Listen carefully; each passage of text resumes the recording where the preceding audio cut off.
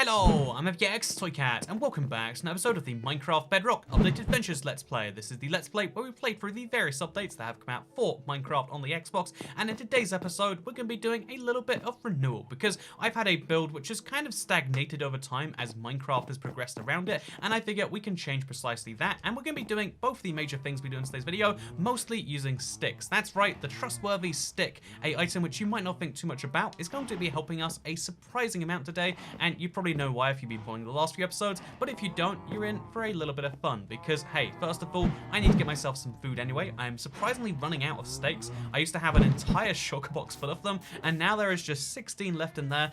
So I've been breeding and then killing, cows on a regular basis to try and get my meat supplies up. The reason you don't want to have too many cows in general is because obviously they slow down the frame rate of the game as a whole. Like, you don't want to have too many cows right next to your house in general. So usually I tend to breed them in big batches, but that needs to be done again because our big supply, the supply I thought might have lasted forever, has in fact run out, which is an interesting message in these times, right? But yeah, we're going to kill some cows, get some cooked beef, and most importantly also get some leather, which is going to be important today. Because today I'm working on the armory. This is something I built a very, very long time ago. If you don't know, it's a giant anvil, but built out of stone in Minecraft. It's a simple enough concept, but I kind of like it anyway. Today we're going to be renewing it a little bit, which is something that's important to do after you go 7 years without really touching a structure, just making the tiniest adjustments as needed. It's important to go in and make it a bit more important, because obviously I've added more chests, I've put some shulker boxes in here, and I put a grindstone on the ceiling, but besides that, this structure has stayed the same, and as Minecraft has changed, it becomes less and less useful, such as having an entire chest full of stone swords. That might not be the best use of space, I guess, especially given right now we have not only, enchanted diamond pickaxes, axes, shovels, etc. from all over the place, including some hoes in the next upcoming update, but we also have fishing rods, we have armor pieces, we have elytras, we have bows, crossbows, all these sorts of things, tridents even, and as a result, I'm going to be organizing this little blacksmith within the same space, but I'm going to be making better use of it. But first of all, this leather that we got and the sticks that we got are going to combine together quite handily to make some item frames. Back when I made this, again, this is a sign of how much things have changed. Item frames used to be an entity, and I think on Java they still are, but on the Bedrock edition of Minecraft, they're non-entity, which means you can use as many of them as you like. The same reason you can't have too many cows, because it'll lag your world, is the same reason you used to not be able to have too many item frames, but now we can just have as many item frames around here as we like. One to describe that there's something in these chests as well, one to describe what's in these big double chests, and yeah, we're going to be having a lot more chests to go along with that. A double chest here, a mini chest here, a double chest here. Same on the other side, a double chest here, a mini chest here, and a double chest here. And basically we're going to be making a lot more item frames to describe a lot more chest categories, because we have so many more enchanted items in so many more categories, and it's important that we put it away in a way that can be understood, because looking at this chest, it's very confusing to work out, like, what is going on here exactly? So let's go ahead and work out precisely that.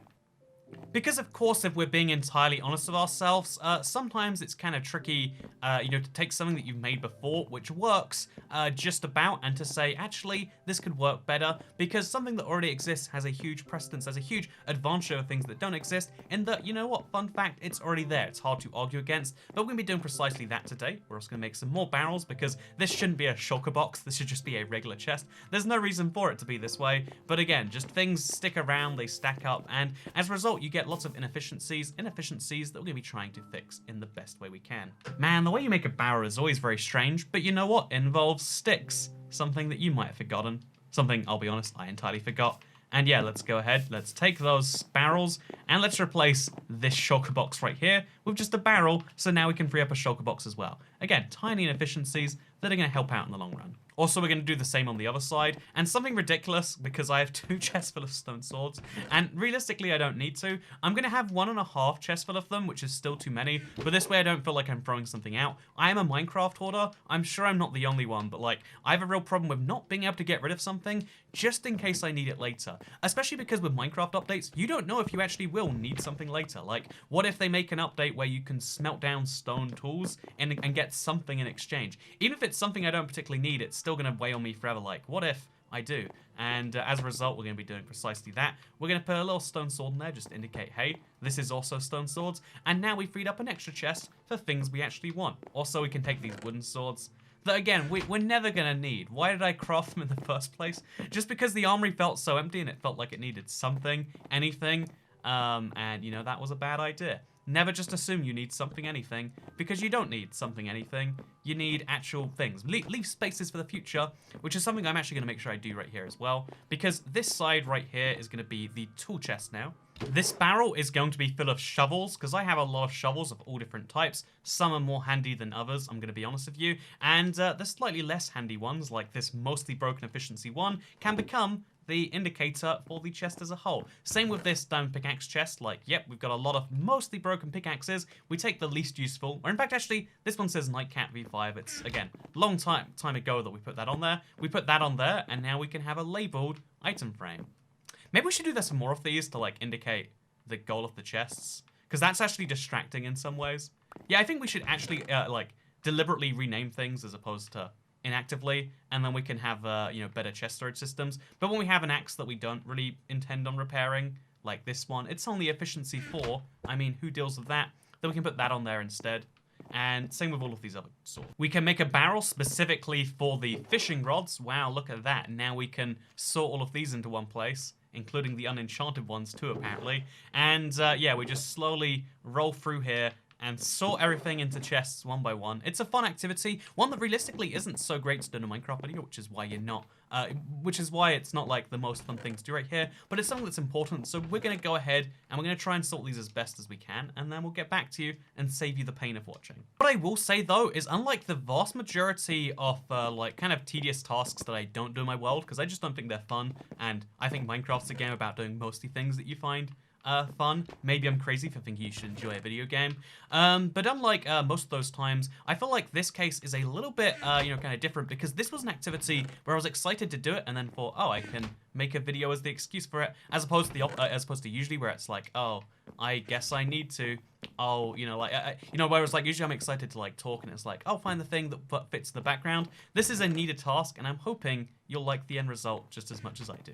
Just as an example, by the way, because Minecraft really does add use to old features, if you had mostly gone away armor, it was previously just worthless, right? You had a iron chest plate that was half used. You could combine two together and eventually get a full one if you wanted to, and given that you get so much iron from drops in the game, mostly pillagers, that used to be worth nothing, but now you get these iron nuggets instead. Iron nuggets are worth pretty much nothing by themselves, but 9 of them makes an iron nugget something you actually can renew and use something for, or you can get enough of these iron nuggets together and you can make everyone's favorite block, the lantern, instead, which we'll actually be using today. So yeah, we'll be doing a bit of recycling, because when you throw some stuff out, when you reorganize your Minecraft house, sometimes you can also recycle at the same time, and we're going to be doing precisely that. That's right, you heard it here first. Toycat does in fact sometimes recycle, just very infrequently, and only in Minecraft. There we go. There are the facts laid out there for everyone to hear. And yeah, let's get back to killing some cows, and then we'll get some more recycling done, because I've been going around the world picking up some pickaxes and stuff just lying around in random chests, because yes, literally I played Minecraft for 8 years in this world, but my system has literally been throw stuff around, see where it ends up, and I'm not saying it's the best system, I'm just saying it was my system. Also, now's a good time to sort through the garbage. Like, you know what, why did I have Nether Quartz or Phantom Membranes, etc. in here? Because at one point I was lazy. And you know what, sometimes you do lazy things, sometimes you're kind of in the right for doing so. Like, you know, let's be honest, sometimes we have days where we don't want to do the correct thing, but it's important to, like, every now and then take stock and work out what those lazy things were, and go through them and, like, eventually adjust for them. Speaking of lazy things we should eventually adjust for, we hit level 30, as you can probably see, looking at my experience bar right over there. I think you can, right? And something I always say in Minecraft is when you hit level 30, that's when you should enchant. Anything past level 30, unless it's a specific repair on a specific pickaxe, is not worth, or you know, any tool really, is not worth doing. Instead, what you should do is you should enchant as soon as you get to that level. Here's a diamond shovel. Actually, you know what? I think I've got enough shovels, really. Let's find a diamond axe, and let's enchant that instead, actually. So yeah, I'm not a big fan of these enchantments. Don't really need Bane of Arthropods on my axe. We'll just take this off real quick because it's one I got from a villager, in case you're curious. No, I did not enchant that way myself. And then we go ahead and we enchant till we get a nice, strong, sturdy axe like the one we've got right here. You can usually tell immediately, like, if your level 3 enchantment's going to be good. And as you can see, it is in fact trying to give me Bane of Arthropods. I don't want that, so instead we take a bad axe, we disenchant again, and then this time, wow, wonderfully, you're going to see that this time the level 3 enchantment is totally worth taking because it's Silk Touch. Okay, that's actually not. Should we just take Unbreaking too? Cut our losses. You know, what could go so badly wrong with this? You could end up with just Silk Touch and Unbreaking. We'll combine it with another axe later, or we can use it as an example of a bad axe for our chest. So many choices. Yeah, if we combine both of these axes together, we've got one vaguely usable axe. Should we do that now? Is it cheap to do that now? It is 4 levels or 8 levels, depending on which way around you go. Not really the best steel I've seen in the world. So this is what I've ended up with so far. I've got a lot of item frames. They seem disorganized, but to me, it seems perfectly organized. We've got a spare double chest over here, which I might use for building ingredients right now, but later we can work on that. A spare chest over here for what inevitably needs to be enchanted next. And yeah, basically we've got ourselves a really nice chest room where everything actually is organized down to the levels that it needs to be. And I'm really excited by that. Except there's a spare diamond hoe in here. I literally just spotted right now. But besides that, we're good. I'm looking forward to being able to enchant diamond hoes, by the way. That's a cool thing about the next update, and that's one of the things that makes me think about rooms like this, new updates and stuff. But yeah, we're going to do one last thing. We're going to combine 2 pickaxes that I kind of wanted to combine anyway, but like now's as good a time as any. Let's take this pickaxe and that one. Let's see the best way to combine them. Only 8 levels. Let's make a mending, unbreaking, and fortune pickaxe, because, you know, a lot of people always say you should have a mending pickaxe. I don't agree with them, but let's have one lying around just in case, you know, people do agree with that. And, you know, like one day we might need it more than we do right now. Fortune is definitely the thing you would use mending with. That's my opinion. But yeah, what we're going to do, you know, after this is we're going to go ahead and actually work on the inside of this room as a whole. It's going to seem really weird to destroy it off the ceiling, but because, you know, I built this when stone was pretty much a one-dimensional tool, we can't really do too much about the fact that it's only stone. I like that it's a monochromatic or mono block built, you know, thing. But I think what we can do is we can replace all of these walls with, you know, upside down stairs instead, just to give the inside a little bit more space and also to make it a little bit of a nicer build. It's a really simple thing to do, but we're going to do it. I just forgot, when you're not using a stone cutter, you get less stone stairs back for more stone, which is dumb. Means we need to find a stone cutter. Fortunately, I have one pretty close. It's here in the nether. Oh no, I removed the stone cutter. I guess we'll make a new one. Honestly, it's one of those recipes that's new, so I don't actually know it off by heart. We need 1 piece of iron, and I guess we'll just place it outside of the armory. Actually, that's a dumb place to place it. We'll just place a new one here in the nether, where I thought it was anyway. That way I don't have to remember that it's not there anymore. Pro tips with Toycat. Don't remember new details, just change the details so they match what you falsely remembered. That's bad life advice in my opinion. But yeah, so this you know, renewing of a project is something that's really important. Because the truth is, as a person, you're changing all the time.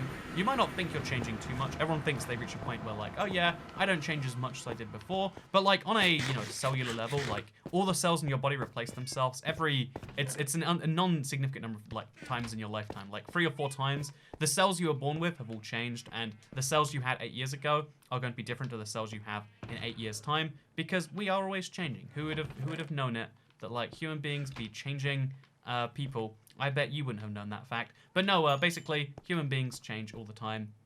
And as a result of that, expecting the world around us to stay the same would be a really weird one. I mean, right now, we're obviously going through some very wacky changes that aren't necessarily expected. But the fact that, you know, anyone who expects the world to be precisely the same as it is right now forever would be kind of foolish. We go through cycles in humanity in the same way that, like, I go through cycles of killing my cows and having very few of them. You know, we go through cycles of, like, you know, not necessarily famine so much, but we go through cycles of abundance and of, you know, like, you know, scarcity. That's the entire thing around humanity. Like, we tend to overgrow and overexpand, and then when we contract from that, we learn a lot more about what actually worked. Like, if we grew perfectly based on what we could do, if nothing ever collapsed, if nothing ever failed, you know, then you know, we have a lot of very inefficient things that only exist not because, you know, they have any great reason to, but just because they always have. And I felt like, you know, like, this is a thing that applies to this Minecraft world. It applies to my supplies of cooked beef in Minecraft, because it very much is called cooked beef, by the way. Definitely not steak. But, you know, like, it applies to all these different things, but you know, renewing things and working out that you do need them, but you need them slightly differently, is better than to assume, like, oh yeah, I don't really need it, but I'll keep it around just in case, you know? Awesome, man. Minecraft Bedrock really doesn't like it when you go to the nether, huh? But, yeah, that's a kind of a nice little reminder right here that, like, hey, do you have a thing like this in your Minecraft world? You should do that with it too. Do you have something like this in your real life? Everyone has something along these lines in their real life, of like a thing that they haven't really thought about in a long time, but they're just like, that can stay there, right? And it's like, actually, you can, it totally can. There's nothing stopping you, but it doesn't mean it's a good idea to do so. So let's go ahead and let's replace our previous Wait, does this go up there? Or I feel like it feels weird now we're replacing it. Again, from the outside, it'll look exactly the same, but now on the inside, we'll have this little bit of extra space, this quarter block space right there. This should hopefully also make it look a bit more modern on the inside, because on the outside, it's super dull and two-dimensional. But what can you really do in Minecraft sometimes? Just so you know, that question was rhetorical. There's actually a lot of things you can do in Minecraft. Not only sometimes, but all the time.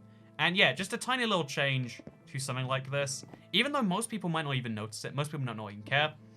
Just like making changes to make the space around you, you know, I mean physically and Minecraft, represent you as you are right now, as opposed to you in the past, slightly better. It's something that's very important, in my opinion. And it kind of ties into the cycle humans have, where things seem like they last forever until they don't. Everyone being stuck on the idea that something will last forever is one of the things that will actually make it less inclined to do so. You know, like we've always assumed through most of our lives, like, oh yeah, technology goes crazy. By 2050, we'll be on Mars, or like even actually 2050 would be a really bad estimate. Most people assume like, oh yeah, we're like 10 years away from going to Mars, but we've been 10 years away from going to Mars for a very long time now. You know, I hate to be the one to tell all of you right here, but we've been very close to going to Mars forever now. Does it look better that way or that way? I actually feel like that pillar over there is better, so we'll remove that to match. But there's so many things that have been like on the brink of, you know, like there's a lot of technologies we just assume would happen, and once enough people assume something will just happen, that thing becomes much harder to go have happen, because people aren't making the, you know, people aren't doing the steps to make it. Like, if everyone assumes something's going to happen, why would anyone dedicate their life to making it happen? You try to, you know, like, especially in a world where we think about people as being exceptional, which is a good world in lots of ways, I would say, but, you know, when we think about people as being the drivers of change, you want to change something and actually affect something that people don't expect. So when people expect a thing, when people are so sure it's going to happen, it's almost one of the things that can near guarantee that it won't. And that's one of the tragedies of life, in my opinion, that like once something becomes too expected, it doesn't happen. But yeah, it seems to me, if nothing else, that really is how we look at these things. Also, I think I'll have another chest full of enchants over here, because again, we've got another shulker box just filled with enchantments. Let's move those over so we can take back another shulker box, because even though I've got like, I think I got a full double chest full of shulker boxes back when I was killing shulkers. I did a lot of those of looting, by the way. But we still just have too many, and it's a whole problem. But let's just move those over. And this red mushroom, you can see I've got a real Minecraft problem where I just like, I need to get rid of something, I don't know where. I'll just throw it in this random shulker box for enchanted books. And then it sits there for years at a time. Which is kind of funny to imagine, like, wouldn't it be cool if there was some Minecraft, like, mod or something that could tell you, or even a Minecraft update that just said, like, how long it was since you put something in a chest? Because I have some Minecraft items I put in a chest 8 years ago, haven't looked at since, and never will. And I find that to be interesting, personally. But yeah, look at this. It looks exactly the same on the outside, but little does the outside know that on the inside, we're a little bit more spacey. Actually, not. Let's do a second layer of this as well. Because, yeah, I find the idea, I find one of the, you know, the cruelties of human life that, like, oh yeah, someone needs to not only want a thing, but be able to do the thing. And if everyone assumes the thing is already being done, it doesn't get done. Because, yeah, we kind of prioritize different things. If you've ever, like, tried to, like, coordinate a team of people, you'll notice this. But, so one of my favorite effects is the bystander effect. Like, when you have a bunch of people, let's say that there's a crowded train platform, and someone is pushed into the course of the oncoming train, and you'd be like, oh, that's tragic, that's not good, someone should do something about this. And if you're by yourself, like, kind of like I was saying recently, that like, oh yeah, someone will step up and they'll do it if it's just you and that person. But if there's a lot of people, someone assumes someone else will step up and make that happen, and no one will. Ironically enough, the more people around, also, didn't realize that would actually hang on the block. My bad. The more people are around to witness something bad happening, sometimes means the less chance that something's get done immediately, because someone needs to know that, like, oh yeah, I'm going to freeze up instinctively and assume someone else will, and I shouldn't. That's why, pro tip, actually, here's a way you can save a life at some point, you know? You might think that it's one of those dumb things I hate when people are like, you can save a life this way. But I really think you can. Just knowing that if something bad happens, tell one specific person you should call the police, and they'll be like, yes, I should call the police. Otherwise, everyone's like, someone else will do it. Like, going through effort to do something someone else has already done is something most people actually don't enjoy. Everyone feels like they're doing a unique variation of it, even when people are stealing things, you know?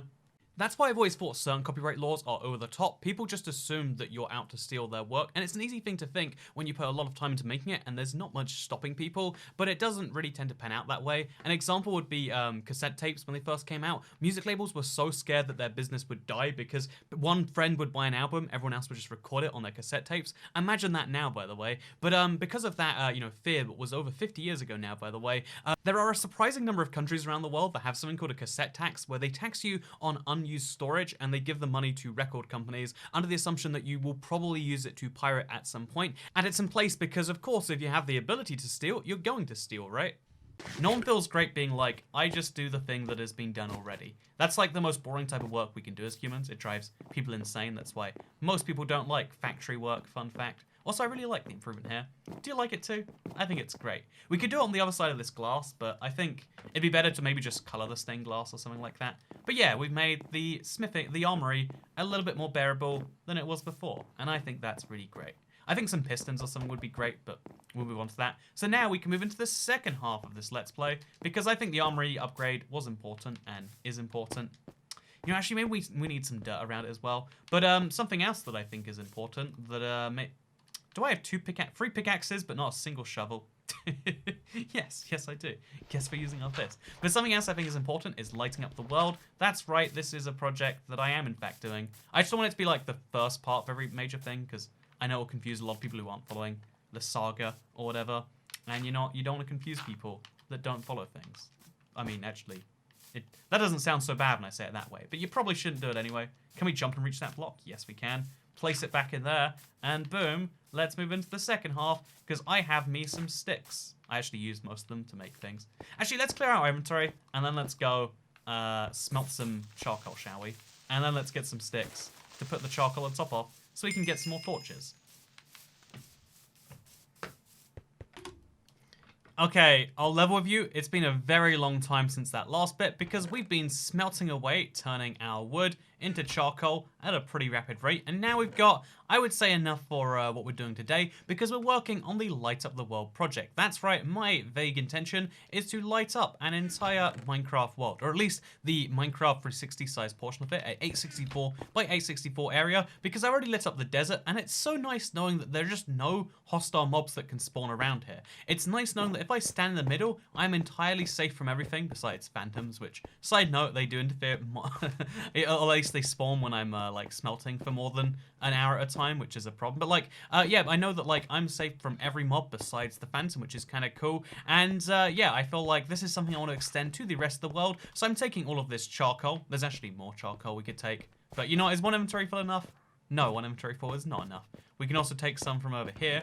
And yeah, there's a lot of charcoal is what I'm trying to say here very politely. And now what we do is we cross the world over to our bamboo farm, and apparently to a pillager as well. Don't know how he spawned on this mountain, but I guess he did. And yeah, what we want to go ahead and do is we want to use these bamboo, which spawn in the bamboo farm, an automatic bamboo farm. In fact, one of the very few in this world, because bamboo is just not very fun to farm by hand. Actually, I lie about that. Bamboo is very fun to farm by hand. If you've never tried it, by the way, let me just show you. Right over here, we've got like a bunch of bamboo. We've got an axe with efficiency on it. Look at what you can do. Okay, okay, as you can see, this is why I hate farming bamboo. It's randomly placed, so you have to like really like look left and right, etc. But yeah, you can farm bamboo this way. It's kind of fun. Or you can do what I've done and you can set up a big bamboo system.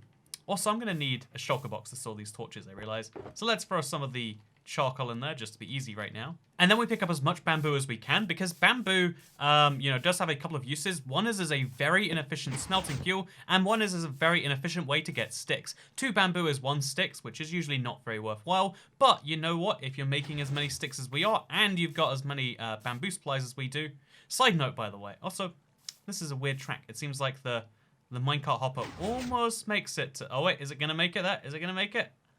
Oh, it's not quite gonna make it. I wonder what's stopping it. Something must have changed in minecart physics to stop this happening. But yeah, basically we have ourselves a automatic like bamboo farm right here. It clearly hasn't been working in a while, so I'm not going to have as much bamboo as I think. And then we can get a lot of bamboo very quickly. Boom, now we have a lot of sticks. Oh, this is really only like 2 stacks. But we can get a lot of sticks very quickly. And we can do it automatically, which is kind of nice. Again, I'm not a big automatic farm person, so it's nice to have like the little novelty of doing it for this one right here. But yeah, now we take those sticks, we take those charcoal, and we get a fully renewable form of torch. I mean, actually, the trees are unrenewable if you don't chop down a forest like we did, but you know what? You didn't see that if you're only watching this video. So yeah, boom, just like that. We now have a lot. Okay, we're just gonna replace this for now. We now have a lot of torches that we can use to light up our Minecraft world, because that's the plan. Including, by the way, just the start of a place, this area right here, you might have even spotted it just earlier. I wanted to leave it there so I could confuse people, because there's going to be a comment being like, Toycat, do you not see the creeper? So there is a creeper that has gotten into my little mechanism for my automatic smelter for cactus dye and stuff like that. But like, there is just a creeper down there, and that is unbelievably ridiculous to try and deal with. Like, how do I even, you know? How do I even? There's a very real chance that this hurts me and kills me. So yeah, basically, to avoid this happening, and because this can happen anywhere in your Minecraft world, and it can mess a lot of stuff up. Okay, we're out now. Except no, we're trapped here. Okay, we'll break this block and then out. Okay, there we go. But like, basically to prevent that happening again, we're gonna place some torches in some more necessary places. We're gonna, like, especially over here. You know, there's a lot of places that are vulnerable to this happening, I would say. And we're just gonna make sure they are sufficiently torched. And that includes the entire area around here, because if you want mobs not to spawn somewhere, you can't just light up the area you want to not have mobs spawn. Like, I don't want mobs spawning right over here, for instance, but you need to light up the areas surrounding that area as well. And that is my methodology for lighting up my entire world. Because that is the project I'm mostly working on today. It's something important, and it's something we're going to be doing. Well, we talk about something that I've had a pet peeve with for a while. Because, you know, anytime anyone gets any superpower in a movie, right? Like, the big thing is, like, I can't tell anyone about this because the government, they'll take me and they'll dissect me, right? It's something that I think everyone thinks about, like, a real-life superpower. If, you know, every time, like, the hypothetical of, like, which superpower would you like to have comes up, the second big question people have is, like, oh, yeah, if I get a superpower, I'm hiding that from people. Which is crazy that, like, you know, a generation of, like, movies has let us believe that. Because, therefore, like, as a result, like, how many non-superpowers do people hide thinking, oh, I have this crazy talent, but no one can see it, because if they know it, they'll make fun of me, etc. Like, it's one of those things that, like, has no basis, in my opinion. Because how do, you know, what makes people believe, you know, what makes people so sure, rather, I should say, of the fact that, like, oh, yeah, if, you know, just in case powers ever do come to light, you know what the government's first priority is going to be? To dissect people and take it from them. I don't think that's a power, you know, like, I guess it's like, that's literally a conspiracy level argument, right? Let's arguing that, like, oh yeah, the government has all the powers just lying around somewhere, like, oh yeah, they can do anything they want anytime they want to, and that includes taking some of their citizens who are born in their country, who happen to have the ability to do something other people can't, and then trying to dissect them to find it for themselves. You know, it's just not something that's going to happen, in my opinion. It's so ridiculous, and I'm glad when, you know, certain movies don't play into that trope, and it's like, oh yeah, actually, superheroes can be out in the open, because that's the more logical way for it to play out, in my opinion. I've always thought, like, yeah, if you have a super ability right now, the fastest man in the world, the Jamaican government not once thought to themselves, actually, what if we dissect Usain Bolt? Do you think we'll find the secrets to making faster people? Not once was that their logic. Not only because of the golden goose paradox, or the golden goose fable, right? Like, you know, if you cut open your golden goose, then no longer will your golden goose lay golden eggs anymore. That's like, you know, logic part number one. But logic part number two of that is also like, you know, should we do this? Like, any governmental agency is made up of people, and, you know, like, usually there's, like, precedents and procedures to be followed, and those precedents and procedures don't involve cutting people up because they're superpowers. So that's just my little bugbear I wanted to talk about, because I looked into something, because I was like, you know what, where does this even come from? Like, is it just, like, the comic book writers were super paranoid about the government, or is there, like, some real logic behind it, perhaps? And as I was, you know, looking into it, I found out about someone called Henrietta Lacks. If you know who she is, then this isn't such a fun fact. But if you don't know who Henrietta Lacks is, boy, do I have a fun story for you. Because this is the closest thing I can find in history to us basically dissecting someone for the greater good, you know? Because that would be the logic, right? If you were going to be a scientist who chopped open a human being, which, again, no scientist would agree to on ethical grounds, but if you were going to, the only argument that anyone would stick with is like, oh yeah, well, sure, it might be, Sure, it might be super unethical, but it's for the greater good of humanity. Like, we hurt one person, we help everyone else, you know? Like, all for one and one for all. No, it's the opposite of that, isn't it? But, like, for the greater good, you know? So one person suffers so that many don't have to. And, I guess this next torch goes on this mountain somewhere. This is where things get confusing, huh? But yeah, you know, like that's the only logic you can come up with, and the closest thing I can find that matches this in real life. Bear in mind, this is kind of a stretch in my opinion. Is a woman called Henrietta Lacks. She was born in the. Also, I feel like this area is pretty well torched now. Like I want to torch both sides of this bee, but it's gonna be kind of hard to do because we can't follow the perfect pattern. So what we'll just do instead is we'll do whatever you should do when you can't find a pattern, and we should just torch up every other block going side to side like this. Perfection right there. So yeah, there was a woman called Henrietta Lacks. She was an African-American woman living in one of the eastern states in the 1930s. And at one point she goes to a doctor because she feels a knot in her stomach or something like that after childbirth. And the doctor confirms this is in fact not a knot in your stomach. This is cancer, friend. And she's like, wow, I did not realize that this was cancer. Could you please take it out? And basically, the doctors were unsuccessful at treating the cancer, but as part of the procedure at the time, they took some cancer cells from her, because this was obviously long before cancer was like a widely documented, well-known thing. So they took some of the cancerous cells from her, and they, you know, during that, they realized, like, wait a minute, these cancerous cells, unlike every other cell that is, you know, that we've ever studied ever, because, you know, the thing, what cancer is cancer is a, like a mutation where your cells don't send the message to die anymore. And cells not dying once they've fulfilled their purpose is a really big problem. Cancer, like, I want to say cancers live on average, but like, if you were all cancer, I've heard this fact, but like, you'd live for 8,000 years or something like that. Obviously, you can't survive if you're all cancer because your body doesn't do its job. But like, if you can prevent cells from dying, you would live longer as a human being. Obviously, that's not how it works, but you get what I'm saying.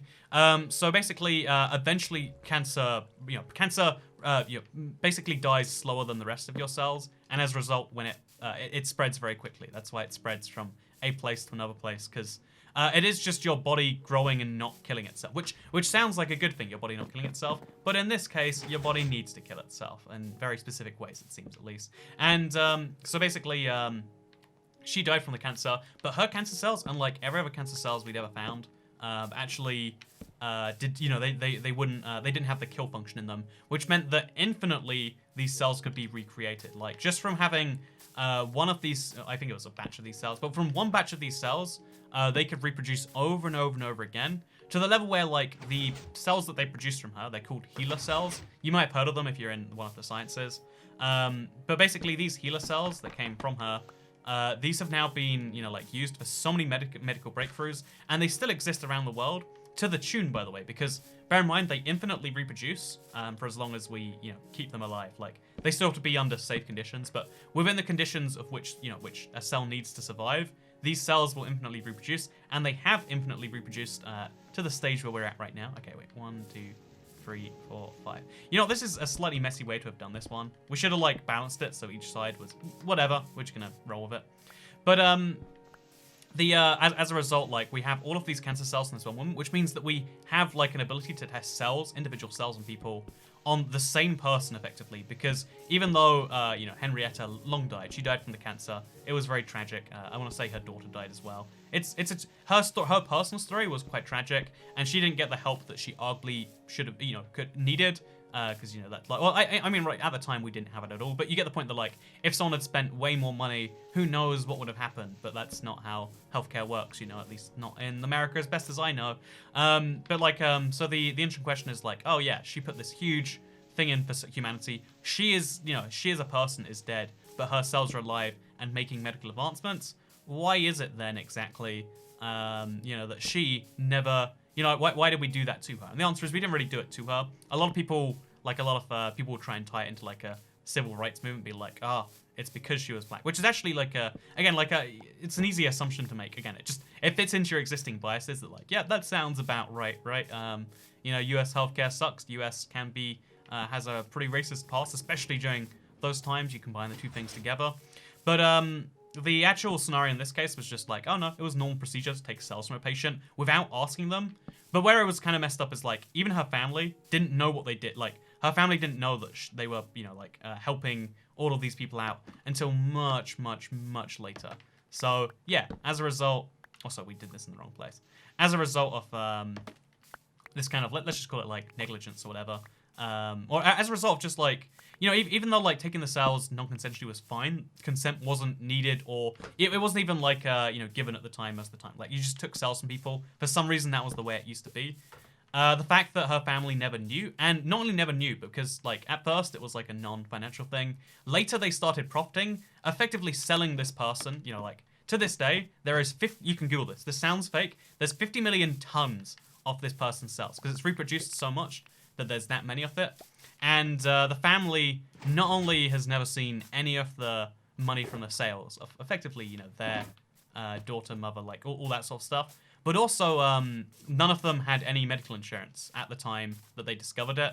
And it's like, ooh, so not only is the medical world profiting and, you know, using this very much, using against the consent of, by modern day standards at least, of, you know, this woman, but also they're kind of doing so, you know, they're doing so while the same medical world is denying treatment, or at least denying free treatment, or, you know, denying however health insurance works in America. Because I'll be honest, it confuses me every time I look into it. You're like, oh yeah, so you pay money, and then when you go to the hospital, you pay a certain amount of money, and then above that amount of money that you have to pay, you know, and deductible. I understand insurance deductibles, they're weird and not normal for most types of insurance, but they're normal for health insurance, sure. And then like above that amount of money, it's like, oh yeah, above that amount of money, you only pay 30%, and it's like, so you just pay it. You just pay everywhere. It's not like a.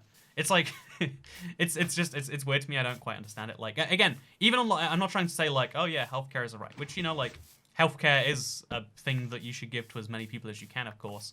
But the point of the point that like I'm confused about is like, I don't understand how it works as an insurance business. Like why would you ever, unless you already have a lot of money you need to protect or something like that, why would you ever get medical insurance? And how do you get like good, bad medical insurance? You know, like what is the good stuff?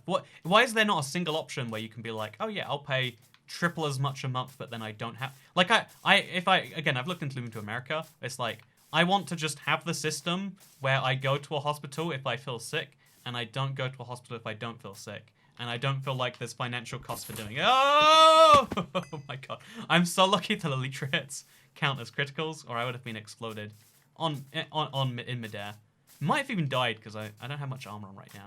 So anyway, long story short, what I'm trying to say right here is that's the closest thing I could find to this scenario of like someone being killed for that little trope. And it's something I wanted to mention because there's so many tropes out there from movies which harm people in real life.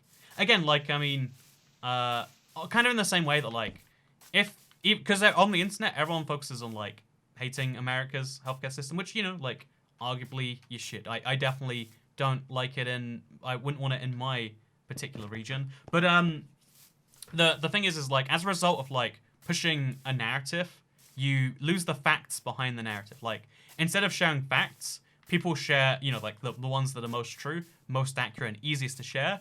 People share the version of facts that aren't the easiest to convey the information, but are the easiest to convey, you know, like the ridiculousness of it, the amount they hate it. You know, instead of conveying, you know, like if you're trying to talk about like, so why is it then that, you know, let's make it real political. Like, why did America elect insert leader here? Wow, which an American leader that's controversial. I couldn't know which one I'm talking about. Wow, who knows for sure? But like, instead of explaining it by like, oh yeah, here are the electoral factors, this, that, people are like, oh yeah, well, what explains it in my preconceived point of view? Because, you know, we're gonna follow on from the point from last week about like information. Something has always bugged me is that when people share information, they don't do so.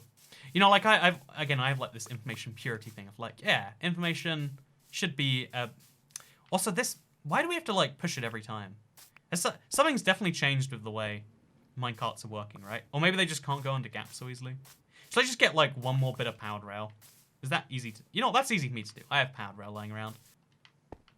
Okay, I thought I did. I just have a bunch of regular rails that I've taken from abandoned mine shafts. I have this like weird infinite mine shaft in my world. There's a There's a whole story behind that one as well. I like that this world has so many, like, indirect little stories behind it. But yeah, so what we'll do instead is we'll just make our own little rails. That should be simple, because I think it's 6 gold, 1 redstone torch, and a piece of stick. I think that's how it is. Again, that's the cool thing about Minecraft recipes, is, like, after a long enough time you learn them. The problem is with new recipes, is, like, I always feel a little bit left behind on them. But yeah, let's go ahead. Let's find a single piece of redstone to make a torch. Because again, it's meant to be... I understand why it is how it is. And yeah, here's 6 powered rails. Nice and easy. Let's go ahead and let's see why... Oh, so we should grab another piece of redstone so we can actually power the next piece of rail. Or maybe we should just use levers. You know what? Yeah, let's use a lever for this one. Just so we can... We could use something else probably. But like, there's a lot of ways to keep something powered on. And this is the way I choose today. Nope, we use a redstone torch. I like doing things slightly differently to everyone else. Like, if there are 2 equally valid options and one is less popular, I think I usually go over the one that's less popular. I have this, like, desire to go against the standard if there is no downside to doing so, because usually there's a big upside to doing so. Like, if you going against the grain has usually pretty good advantages. Also, see, that time it didn't get slowed down. So something is slowing it down sometimes. Maybe it slows down very slightly every time it picks up a block, and that's the weird issue. I'm not too sure, but we'll just go ahead and like grab a few more blocks, make sure it goes a little faster as it goes around certain bends, and eventually, I hope, it should no longer have this issue. Okay, this time, if it gets stuck, then the game just hates me. It's the only logical way to look at this one. But yeah, and now we'll just place these in a random chest around here. See, this is how I end up with stuff in random chests. I guess I won't do that. You know, actually, I changed my mind. I'm doing it. It's going in here. And then we take out some of these, and we can make some more sticks. So we can make some more torches. Boom. Look at all my torches. Aren't they amazing? So yeah, this little area is well lit up. That area won't be well lit up, by the way, because it's where mobs slippery spawn. But everywhere else in this world. See, look, 2 zombies spawn just outside of it. They walk inside here. Now I have to kill them. So much pain that I otherwise wouldn't have to deal with. But yeah, this like going against the standard in Minecraft for things is actually the exact same reason why I rarely automate farms. Like someone says, "Oh, Toycat, you know the way you're meant to play Minecraft is you're meant to automate the farms." I'm like, Minecraft is the game where no one can say we can and cannot do, and I'm actually correct on that one. Like if you play Minecraft in a certain way that you don't want to, because you feel like you're meant to, then you're not playing Minecraft. That's the only way in which Minecraft is played incorrectly. You know, even though I make videos about things I don't do and like maybe you shouldn't, and you know, there's a bunch of other examples of like videos where it's like, oh yeah, I can hopefully teach people some things about Minecraft that help them play the game better. The truth is it all does in the end come down to like, how do you want to play? If you want to just like if you want to use wooden tools the entire way through Minecraft, you don't care about going up through the tech tree, that's actually entirely okay. And I think that's kind of nice in its own way. But I have had the thoughts recently to actually talk about Minecraft. Wow, this is weird. It's a Minecraft Let's Play, and it's all coming back into Minecraft. But I've had the thought recently of like, actually, I think I want to do a few forms of automated farms. Not because I think, not because like the comments have gotten to me. In fact, it's quite the opposite. The fewer people that leave comments saying you should automate your farms, the more I want to do it. Because again, like I'm sure it's a good idea once you ignore the fact that people are actually the fact that people want me to do it. But okay, so this is block 1. So this is 1, 2, 3, 4, 5, 6, just like that, nice and easy. But yeah, there's a lot of like you know, like cool farms and like stuff that I could probably dive into. And the reason I want to do it is because someone was like explaining the gameplay loop of Minecraft, where it's like, oh yeah, the thing that separates Minecraft from other games in the same kind of genre of like the do whatever you want for as long as you want genre, I guess you could describe it. The thing that makes Minecraft different, the thing that keeps Minecraft interesting, you could maybe even say, when compared to a lot of games, is that Minecraft, unlike a lot of those games, has this loop where as you do more of something, you get better at it. Not in that you get physically, you know, like most games give you a level up system, and that's a thing. But Minecraft has an infinite amount of you can just build what you want. It's kind of the Lego of, you know, many genres, right? But it also has the really handy advantage of being, like when you mine diamonds longer, you understand more about how to mine for diamonds. You can learn online how to do it the fastest, of course, if you want to. That's always going to be an option available to you. But you know, like the more you do it, the better you're going to get because you just understand more about the game. And also you get better at the things you do because you get better tools from playing longer. Like if you set up a bamboo farm, now I have as many sticks as I need without having to chop down trees and convert them into, you know, this, that, and the other. Which is actually very handy, at least in my opinion. So you get what I'm saying right here, that when you play more Minecraft, you get better at the Minecraft. Also, I guess that torch is misaligned. Maybe it was just placed there before. In fact, maybe these things aren't lined up at all. Wait, 1, 2, 3, 4, 5. Yeah, these aren't lined up at all. My bad. What a big mess up. But yeah, so as you play more Minecraft, you can get better at Minecraft. And although not every farm has to be automated, I think even on the simple level, like when you have 1 piece of sugarcane, you grow 2 pieces of sugarcane an hour. When you have 1,000 pieces of sugarcane, you grow 2,000 pieces now. But to be able to harvest sugarcane past a certain point, it does need to be automated. I mean, I do harvest my sugarcane farm for fun, but like, you get the point that like, it's faster in that it takes an hour to harvest 2,000 pieces of sugarcane, or you can do it in a minute once you do something like that. And once you see Minecraft as a game about that, you know, I wouldn't say necessarily just about mob farms, because again, mobs are the ones that I don't believe in farming so much. But when it comes to like automated regular farms, it's kind of fun. I think I have a spider farm that I really like because it's just simple, it's basic. Because the truth is most farms that YouTubers focus on, most farms that people who like to show off their farms focus on, these things are like the super advanced level of something where it's like, oh yeah, this is where I got to after 10 hours. This is the thing to aspire to. They don't show you something that's like, oh yeah, this is something you could do yourself somewhat easily, which is what I think it should be. Also, whenever there's like uncertain terms of how much I should place torches, we'll just do it like every other block or something. It's like up there, but then also here, there, here, and then so on and so forth. Just so we've got plenty of light around here. So everyone knows that we are lit up as we need to be. And also this little corner in here, we'll do the same, just for safety, security, and protection. Because who doesn't love those things? Boom. This is, by the way, my this is my automatic like flower grower. It's a very weird machine. But again, I made this machine. It's really basic, and now I can turn bone meal into flowers so much faster than I was doing before. There are little machines that can make certain tasks a little faster, and I hate that you need to learn about like go look up certain ones of them. That seems like against the ethos of Minecraft, the point of Minecraft in some ways. But it is something that is a beauty of the game. And yeah, as a result of that, we've placed some torches now. We prevented mob spawning here. This area is deliberately going to have mob spawning. But let's go to another part of the Minecraft world, because we'll do this like bit by bit, I guess. By the way, let's make some more torches as we're here. Look how many torches we're ending up with. Too many torches, a lesser man would say. But yeah, oh yeah, this is going to fill up the shulker box a little too fast. But that's okay. Filling things up is good. That is normal behavior. It's a part of Minecraft we can enjoy, we can celebrate, and we can take with us as we go to the next area. On the way there, though, one of the things I'm realizing about this project is that one of the big kind of milestones in it is going to be working on parts of the world which already have a bunch of torches, just like all of this, and making them more even, because there are spots in here that are dark, because I just figured, like, this is enough torches roughly, and it creates a few dark spots, and a few dark spots, as far as Minecraft is concerned, are the only places it wants to spawn mobs, because, again, Minecraft is committed to spawning mobs. It doesn't matter how much darkness you have, it will try to spawn roughly, you know, the same, and that's why you get rid of all of it, and to do that, we're going to be, you know, keeping this grid, this 6x6 kind of thing, and we're going to be standardizing it across all of this, as well as that mountain there.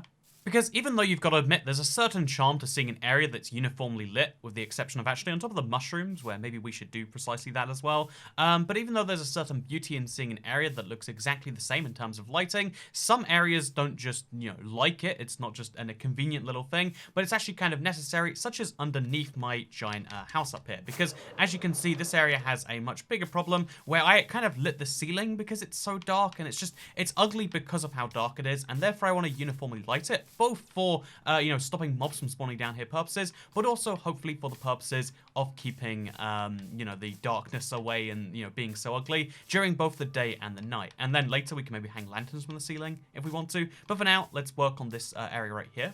Like, I hope you know I'm not exaggerating when I say it's literally dark in the day here, and that's kind of a shocking thing, right? Although no mobs seem to spawn here, just this singular llama, it seems. I mean, not anymore.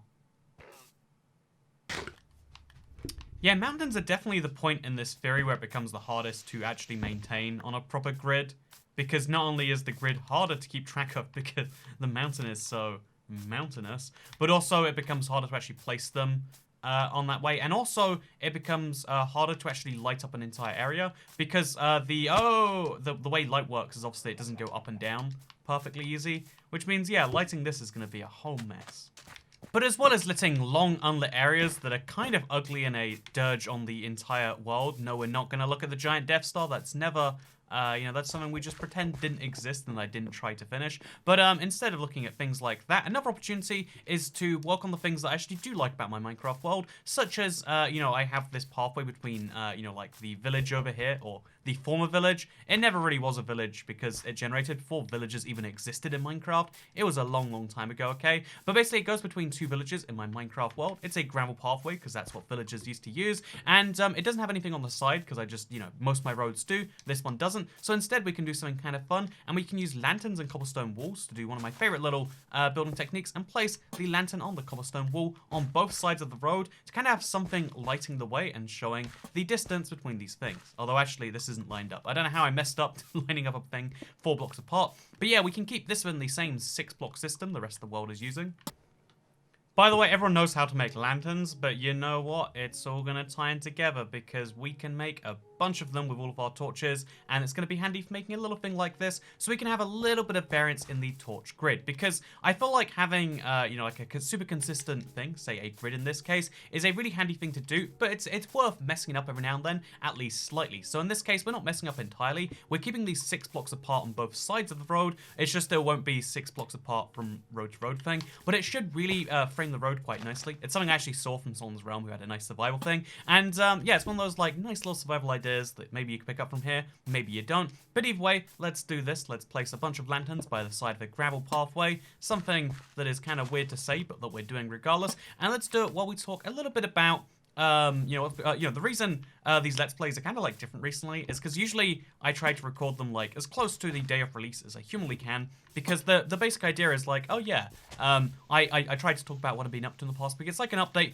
on the channel, my life, etc. like that, things that people care about. But honestly, my life has been pretty, I'm sure I'm not the only one with this particular insight, but my life has been pretty samey day to day over the past while. I can't work out why. Maybe it's that I'm inside a bunch, but like my life has been pretty similar, and therefore like the difference between like a week and the next isn't as much as the things or the stories or anything else like that. It's not like I'm like in Russia this week and then in China the next, and then in like the United States of America one after that. And although there is probably some nice benefit to this, I actually think we'll just place this higher up, and then yeah, we'll deal with like underfilling it later, because I think that's a ugly thing. But even though I feel like there is some like downsides to that, I feel like personally it's some ways light. This sounds really dumb to a lot of people, because most people think travel is this super expensive thing, and for lots of people it can be, but that is not. As a single solo person, my experience was not that. Also, it's my favorite thing to do in the world, so of course I don't see it as expensive, because the truth is, something you'll find, this is true of like time, and it's also true with money. Like when people say like, oh no, I can't really do that, it's like too expensive, or oh no, I can't do that, I just don't have enough time. Especially like one of my favorite examples of this is like when people are studying for school, there's always like not enough time, right? They're always studying so much. But if you actually look at people, they don't spend much of their day studying. They spend most of their day thinking, I really should be studying. Or like basically they want to commit more time, they're not committing more time, but they want to, and that's the thing that keeps them busy. And maybe this describes you, although no one should have school anyway, so that's a nice little benefit. But like also this pathway should be a block wider. How did I not realize that? I'm going to go ahead and I'm going to leave a space in here so that when we do come back, we can fill. I didn't bring my shovel with me. How do I not have a shovel? I just organized all the shovels and accidentally took one away. But yeah, we'll leave an extra block off to the side here. We can fill in with gravel later, just to make sure that it matches. Because there's something about this that bugs me just now, all of a sudden, that I can't fix. But basically, yeah, people generally speaking, make time and make money for the things that they care about. And I think that's a bad thing in a lot of ways, actually. I think you shouldn't make money for things you care about, unless it's something that is super, super important. But, like, I don't know, like, something that bugs me, this is super dumb to say, But you know what? This is my Let's Play. I'll talk about it. Like, there's lots of things that people make money for because they seem like it's so important, and it's money that does not exist, that they do not have, etc., that can cripple you for the rest of your life. Kind of like we were talking about, like, you can borrow money from future you infinitely. That's what you're doing when you create money, unless you borrow it from a friend, in which case you're trading in goodwill for cash, etc. But the same thing's kind of true for time. If you make time for things, unless that time is coming out of your free time, which, like, hopefully it is, like, I think for a lot of people, actually, that is the case. Like, oh yeah, I'm busy all the time, except... you know, when I need to not be, in which case I'm not busy all the time. Like, you know, that's a fair enough thing. But like, you know, if you take your free time and you turn that into time that you can use for something you care about, then I guess that's like fair enough, you know. Like, sure, you're taking, you know, things that, like, were in reserve regardless. Same with money. If you take money out of savings that you are saving for something important and you use it for something important, that's fair enough. But if you like try to actually create it from nowhere, you realize that's not how the law of you know, that's not how the nature of the universe works. Fun fact. But yeah, so aside from that rant, the biggest example to me is like funeral costs. Everyone's like, oh, there's a funeral, we've gotta have a funeral, better raise money, or like a GoFundMe or something like that. And it's like, you know, yeah, maybe it's just because I don't see it as important, and like I think like in human culture, I'm pretty sure we see funerals as being like super darn important, but like you know, for reasons that I don't understand, because I guess I've never had to bury a loved one or something. But yeah, it's always confused me that like people are just like, oh yeah, so it's like 20 grand for a coffin, it's 30 grand for a funeral. And it's like, no, whoa, those are huge numbers you're talking about that can affect like living people's lives today. What are we doing, you know, trying to get that together for a dead person? But again, that's just my perspective as someone who clearly hasn't had to go through it with someone that I've been in charge of the funeral for, and hopefully never will. That'd be nice, right? But anyway, so basically, I've had like you know, I travel a lot, but it's not like a lot of people think it's like a wealth flex thing. You know, if I want to flex wealth, we can, you know, look at my garbage can. It's voice activated. It's very nice. But if we're talking about like just traveling, it's not like a particularly expensive thing. Always comes up. I have to like cut myself off from anything else. Like it's the thing people care about much more than the actual thing itself. Like, wait a minute, Toy Cat, are you do you be rich though, or something along those lines? But so yeah, besides just the fact that, you know, like, people always bring that up is, like, I guess kind of minor annoyance, but whatever. I travel a lot. It's one of my favorite things to do. It's, like, my way of, like, I would say it's, like, my way of, like, kind of, like, in some ways seeing new things, like, exploring, etc. But also, because I do a lot of, you know, video stuff from home, my home is always the place where I make the videos. Like, it's kind of intuitively tied into work. So my way of, like, getting away from work, if you will, is I like to travel. Maybe that's dumb to you. Maybe it's not. I just want to get the perspective out there, because yeah, basically I like to travel a lot. That's a way that I tend to unwind, and so one of the things that I haven't been able to do for the last 2 months, and won't be able to do for, it looks like, the next 2-ish months, maybe minimum. I mean, like, maybe a month and a half if we're really lucky, which we are unlikely to be, or at least it looks like we are in the given situation. So basically, you know, something I like to do a lot is I travel, and because I can't do that right now, one, I mean, like, I make more videos. That's kind of nice, right? You enjoying seeing more videos. I'm enjoying seeing the results, etc. But two, it means that, like, one of the interesting things is that one of the ways I break my, let's call it break my routine, right? Like, oh yeah, I make videos, and then if I get kind of burnt out, I'll go and I'll, like, you know, I'll travel somewhere, and that'll be my way of breaking that. But because my way of, like, I think something interesting about, like, let's call it recovery. Let's call it, like, you know, fun time, leisure time, whatever you want to call it. But something really interesting about, you know, recovery time or whatever else is that if you get too far into a routine for that, it breaks the point. Like, if I'm trying to deliberately break my routine by doing something, and I do something that I do and I do that thing on a very regular basis, then I'm not breaking my routine, I'm just extending it. Like, travel just becomes part of that extended routine. And maybe that's dumb, maybe that's, like, obvious to everyone listening right now, but it's something that I just realized right now that, like, wait a minute, when it comes to, like, because I've always said, like, taking a break from anything, even the things you love the most, like, you know, your dog, your girlfriend, hopefully not the same thing, but, like, you know, like, taking a break from things that you care about very dearly is genuinely very important, Because even though they might seem like the best things in the world, and they are the best things in the world, like, you know, I do what is my dream job, at least to me. But even if you really, really care about something, taking a break from it makes you appreciate it more, because if you do anything for 100% of your time as a human, like, we are specialized creatures, we're designed to specialize in a thing, but we're not, like, you know, we also have that part of us that wants to do everything, wants to do lots of different things,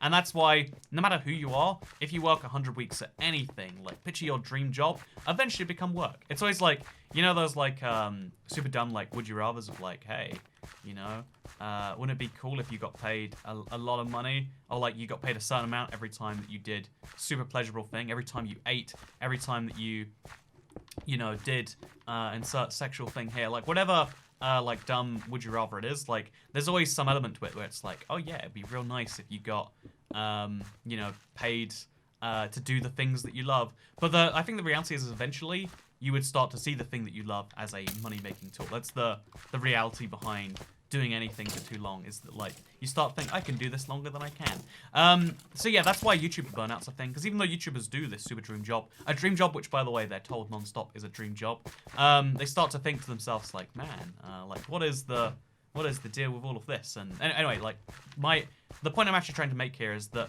if part of your routine is escaping your routine, it's kind of cool. Like I try to find the positive as many situations as I can. I'm inherently a pessimist, I would say, and also like very yeah, I'm a contrarian. I disagree with the norm that people say. I don't want a normal life in a lot of ways, and I don't want a normal way of thinking in many other ways. But by the way, this charged creeper did so much damage. I've just forgotten that, like, I've never repaired that, and I probably should get around to that sometime. Oh, and now you can see how they do so much damage. But yeah, there's this kind of thing to me that I'm realizing through this current situation, that your routine is many different things, and in those many different things is included a little subcategory of things that you think are breaking your routine but are really part of it. It's like people who take like a yearly holiday. This is a common thing, I would say, amongst, let's call it like, I don't know, people who work, the majority of the world population.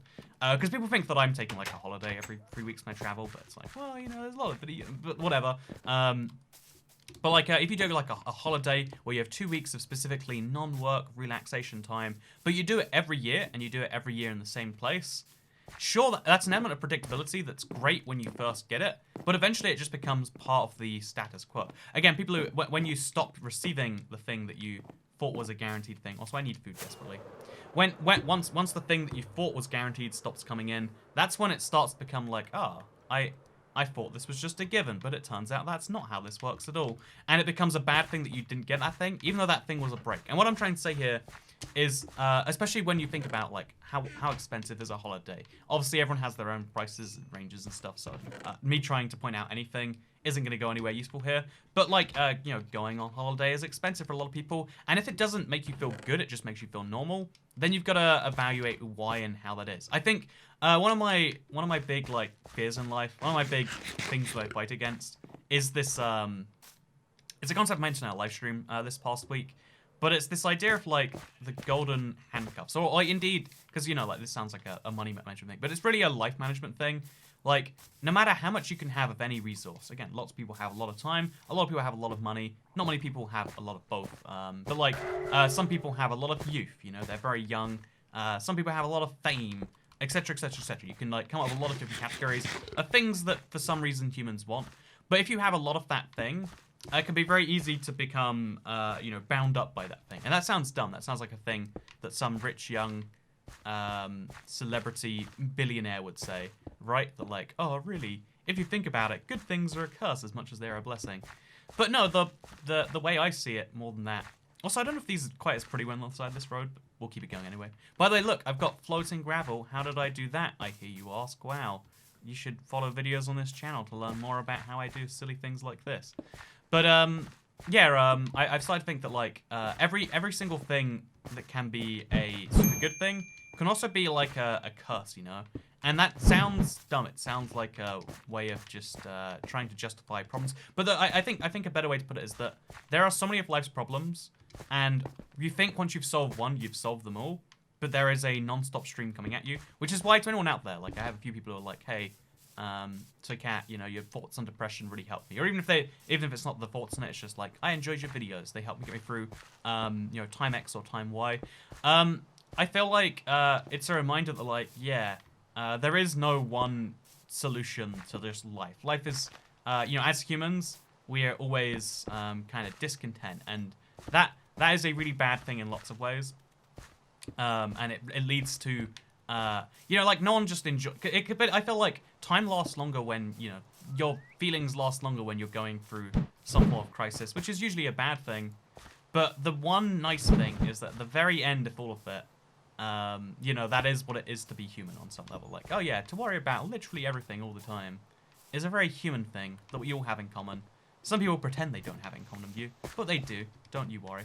And yeah, now we've placed all of these little cobblestone walls. We'll go back and we'll get some iron nuggets to fill out the rest of this. But what do you think of this little project so far? Because, yeah, playing Minecraft, it's a nice reprieve from the world. Playing Minecraft for me is something that's super relaxing. Something I really enjoy. I've just been placing these torches in a mindless grid, but just being able to, like, turn off my brain, do something that has a fun result that you can look at and be like, yeah, I did that, it's real nice. And even just over the last, what would it be now, like 10, 15 minutes of this video where we placed these lanterns, you can see how, like, oh yeah, we've made something that I really like the look of, that really adds to the feel of going between two places. I like it a lot personally, and maybe you do too. Maybe you don't, I don't know. But I feel like Minecraft, I feel like simplicity is nice. I feel like Minecraft is nice for that reason. It's also nice for not. And also I feel like out of this lockdown, if there's something you really miss, take the one piece of solace away from it that, like, if you would never take this away from yourself and it's being taken away from you by your government and or the world health situation, it sounds really bad, but it's an opportunity to experience what it's like without it. Because how we feel the world would be without things that we care about is always much more dramatic than the world actually is. Because the world goes on, and that indeed your life goes on. And I hope that it does, in fact, continue to do both those things. But I hope you all enjoyed this particular video. If you did, you can like it and let me know. If you really did, you can subscribe and really let me know. I've got a lot of torches to place, so who knows, we'll be continuing this next week. But I do want to get this done, so expect a lot of, like, dumb background gameplay and stuff like that. Because, yeah, we will light up this entire world, even if it takes me, you know, minutes, hours even. It's probably going to take many hours, like dozens of them, I'd say. But it's a fun little project regardless, and I hope you will enjoy joining me on this one. I'm not making this one into, like, one of those big giant project videos. In case you're curious, my ice project video now is, like, pretty much done, so if you're curious, this one isn't going to be one of those big project style videos. It's more just a fun thing we're doing in the Let's Play, but that I hope you enjoy the journey off. And if you don't, then this is awkward, isn't it? You don't enjoy my stuff? Well, I don't enjoy your stuff, mister. Didn't like the video. That's right, I know you. You haven't liked the video. There's no reason for you to besides me politely asking right now.